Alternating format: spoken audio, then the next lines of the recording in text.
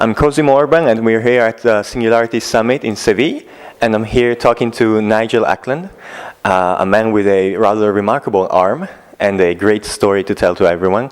And in particular, my interest here is towards the 3D printed prosthetics world that is opening to the reach of anyone with any kind of limb disability.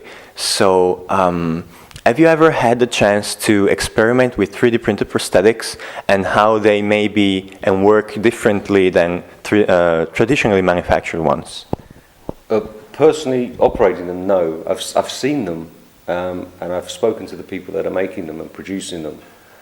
And there are now a couple of outfits that are making these 3D printed with the myoelectric, as opposed to a mechanical hand like Enable and such. So now we have Easton La Chapelle. He's making bionic arms, and he's 19 years old, for goodness sake. You have Open Bionics in England. They're doing similar sort of research. I've not had personal experience, but I'm hoping to get down to Bristol within the next few weeks and see the people down there and just see how far they've come, because it's such a positive thing. Right, and 3D printing really enables anyone to get their hands on a new way, literally, yeah, to be able to regain an ability that was lost in their life. And so it has to be as widely spread as possible. So a low-cost 3D printed prosthetics would be the best chance for them to regain this new ability, right? Yeah, for sure. I mean, if you have the facility to be able to produce something, then you can start off with it maybe being rough and ready and rudimentary. But as you get working with it, you will progress. You will get better. And I've got no doubts that the best thing for prosthetics so far is the 3D printing community, the mindset they have, the fact that they want to do this because they can. It's not money driven. They've not been corrupted by business. This is disruption, potential disruption on a massive scale. I can see the day that the big prosthetic companies are going to start getting really nervous, because who's going to pay £50,000 for an arm when you can get one for £5,000? We can't afford this. These are expensive. They do need to come down in price, and 3D printing will do that. I believe you probably get to the stage where you buy the chassis, you buy the motors and the basic system. You print your own fingers, you print your own backing, you print everything yourself. You customize it the way you want it. If you want your little finger to be green and your index finger to be purple, that's fine. You can do whatever you want, and I think that may be the way forward. You buy the chassis unit and do your own thing with it. Right. And also, with 3D printing comes a whole new way to create also complex mechanical and electronical devices within the prosthetic arm or limb. So we can foresee in the future that 3D printing can really take on the whole industry of prosthetics, in also the way they interface with your capability of moving your fingers or your hand, or rotating all the little motors that have to be connected to the nerves in order to work with your naturality and your flow of movement. Can you foresee such a future for prosthetic limbs? Oh yeah. I mean, you only need to see the look on a person's face when they watch a movie like Iron Man. Okay? Imagine if you could produce that. Okay. I just saw a video yesterday, Robert Downey Jr. with his Iron Man hand and a child with his 3D printed Iron Man hand. Okay? Now that kid possibly has been bullied relentlessly at school. He's going to turn up. He's going to be the coolest kid in school. He won't be bullied again. That is a big change in someone's life for a piece of plastic. So I think 3D printing prosthetics, whether it's external prosthetics like arms and legs, or whether it's going to be ears, or whether it be parts of the skull or parts of the jawbone or the nose, to reconstruct people who've been in horrible facial accidents or injuries or whatever. It's going to happen. You know, it will be a way of remodeling yourself or putting yourself back to some sort of humanity. And I think it's the potential there is endless. And there is potential in 3D printing, but there also have to be compromises for the way the technology still is in its initial steps. Yeah. So we still have not come to the phase where 3D printing totally replaces the industry of creating a prosthetics from its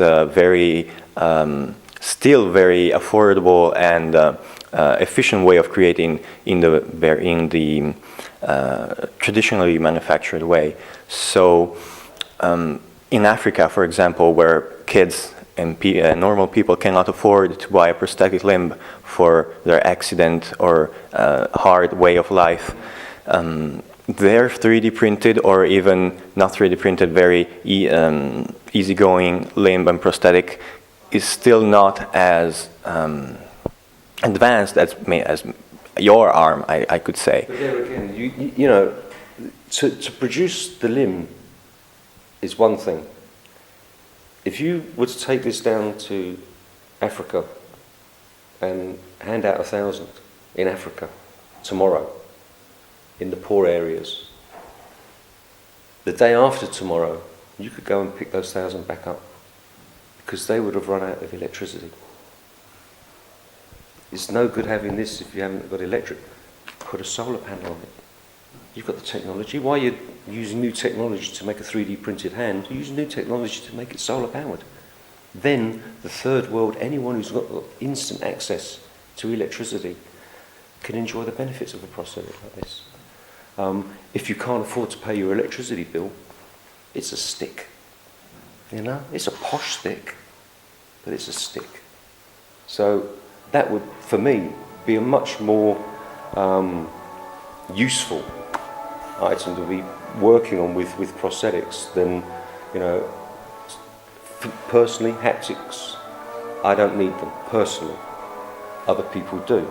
But you could put the solar power in as you're developing haptics, develop the solar charging, develop it all together with 3D printing. And you will remarkably drop the price. I mean, you will drop it by tenfold, without a doubt, and still be able to make a profit. And also, different cases could need different prosthetics. And tailor-made. Yeah, exactly. Tailor-made to your needs. You know, if you want a longer finger because you do something that needs a longer finger, have it.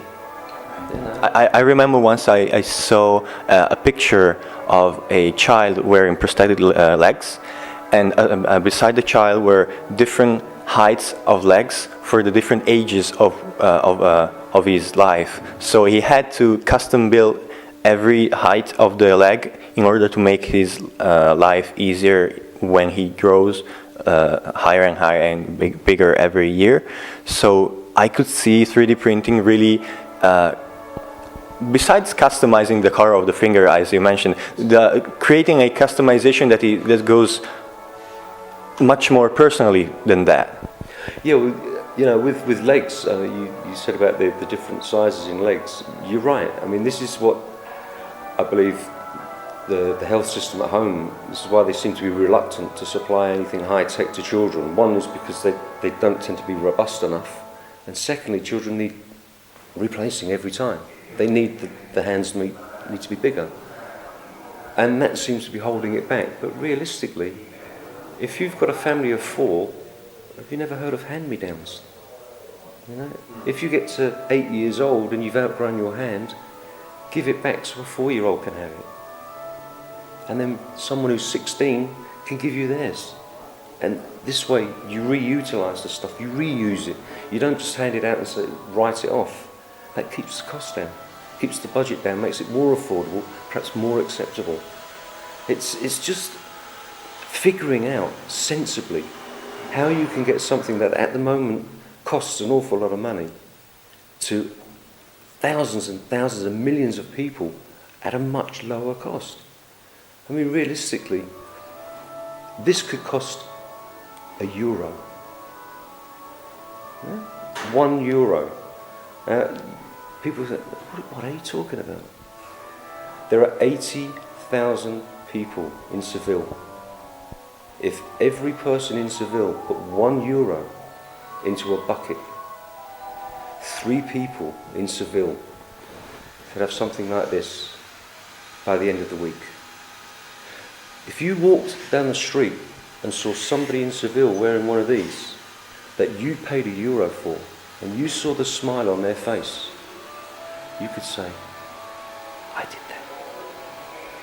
I did that. It cost me €1, and look what I've done.